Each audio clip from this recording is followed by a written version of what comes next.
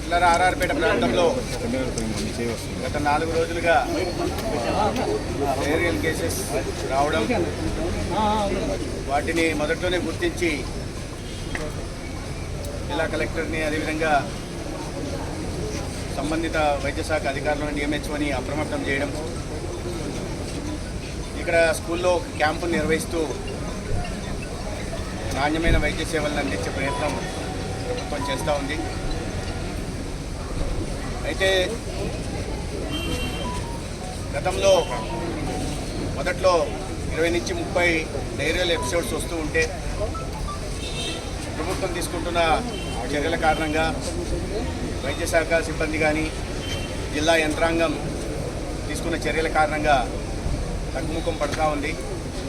ఇవాళ కూడా కొన్ని కేసులు వస్తున్నాయి. ఇవాళ కూడా ఆ పేషెంట్తో మాట్లాడితే నిన్నటి నుంచి 3 ఎపిసోడ్లు 4 ఎపిసోడ్లు ఈ రకంగా వస్తున్నాయని చెప్పడం జరిగింది. అయితే గత 4 రోజులుగా హౌస్ టు హౌస్ సర్వేలెన్స్ చేయడం, ప్రజల్లో అవగాహన కలిగించే ప్రయత్నం చేయడం, అదేవిధంగా ప్రతి ఇంటికి కూడా డాక్సీ దగ్గర నుంచి ఓఆర్ఎస్లు ఇవ్వడం, అంటే ప్రివెంటివ్ మెజర్స్ కూడా తీసుకోవడం జరుగుతూ ఉంది. ఇంటింటి వీధులలో చాటింపు వేయడం వల్ల ఇక్కడ ఒక క్యాంప్ నడుస్తున్న విషయం కూడా ప్రజలకు తెలియడం, మొదట్లోనే కాస్త కడుపు నొప్పి లేదా 1-2 విరేచనాలు వాంతులు వస్తే వెంటనే ఆసుపత్రికి పంపిస్తున్నారు. ఇప్పటిదాకా మొత్తం 141 కేసులు వచ్చాయి. ఒక 68 కేసుల దాకా యాక్టివ్ కేసులు ఉన్నాయి ఇక్కడ జీజీహెచ్లో, ఇక్కడ క్యాంపులో కూడా. కానీ ఆందోళన చెందాల్సిన అవసరం లేదు. యంత్రాంగం అప్రమత్తంగా ఉంది. కానీ కొన్ని వదంతులు అక్కడక్కడ ఎవరో మరణించినట్టుగా అటువంటి వస్తున్నాయి. ఒక్కటి కూడా మార్టాలిటీ కేసు లేదు గత 4 రోజులుగా, రాదు కూడా.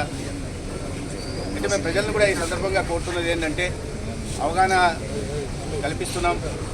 అయినప్పటికీ కూడా కొన్ని చోట్ల ప్రధాన కారణంగా చూస్తే కొన్ని చోట్ల నీరని, పానీపూరి తినడం వల్ల అని, కొన్ని చోట్ల వంకాయతో కలిపిన ఎండు చేపలు తినడం కారణం కానీ, లేదా నిన్న తినడం కారణంగా రకరకాలుగా చెప్తున్నారు. అయితే వీటిని అనేక రకాల వాటర్ శాంపిల్స్ని, స్టూల్ని కూడా శాంపిల్స్ తీసుకోవడం, పరీక్షల కోసం పంపడం జరిగింది. మొదటి విడత జరిగిన వాటిల్లో అన్నీ కూడా నెగిటివ్ వచ్చాయి. రెండవ విడత కూడా మళ్ళీ పంపడం జరిగింది. బ్యాక్టీరియాలజికల్, బయాలజికల్, మైక్రోబయల్ టెస్ట్ల కోసం పంపించడం జరిగింది. ఇవాళ